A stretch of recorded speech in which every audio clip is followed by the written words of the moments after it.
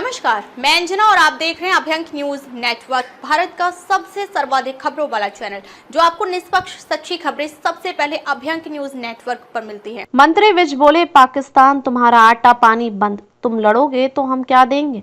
सिंधु सिर्फ नदी नहीं सभ्यता है। पाकिस्तान को लेकर हरियाणा सरकार के मंत्री अनिल विज ने कहा कि हमारा पानी है, हिमालय से सिंधु नदी आ रही है।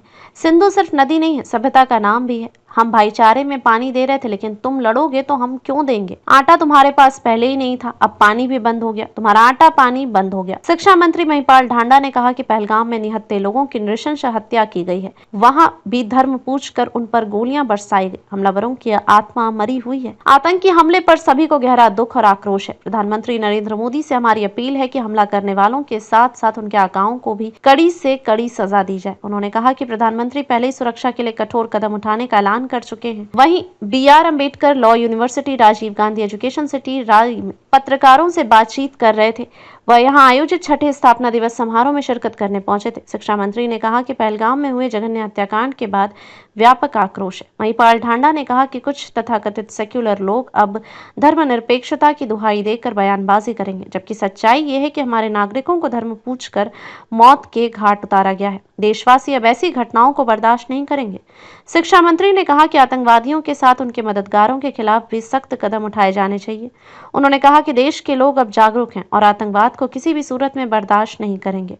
प्रधानमंत्री नरेंद्र मोदी के नेतृत्व में देश ने पहले भी आतंकवाद के खिलाफ सख्त कदम उठाए हैं और भविष्य में भी ऐसे तत्वों के खिलाफ निर्णायक कार्रवाई की जाएगी। उन्होंने कहा कि अब समय आ गया है कि आतंकवाद के खिलाफ कठोरतम सजा सुनिश्चित की जाए, ताकि भविष्य में कोई भी हमारे देश की एकता और अखंडता पर हमला करने का साहस न कर सके।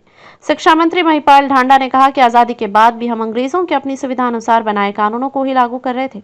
अब भारत में नए कानून बनाए हैं। अंग्रेजों के जमाने में बनाए गए पुराने कानून अब बदले गए हैं।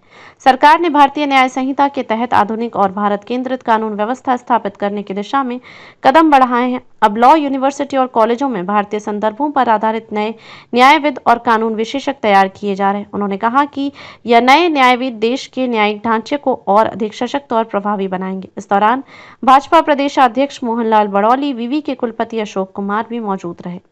ताजा खबरों के लिए अभ्यंक न्यूज नेटवर्क पेज को फॉलो करें और लाइक करें, सब्सक्राइब करें, बेल आइकन को दबाना ना भूलें। अगर आप हमें फेसबुक, ट्विटर, इंस्टा के माध्यम से देख रहे हैं तो फॉलो, कमेंट करना ना भूलें।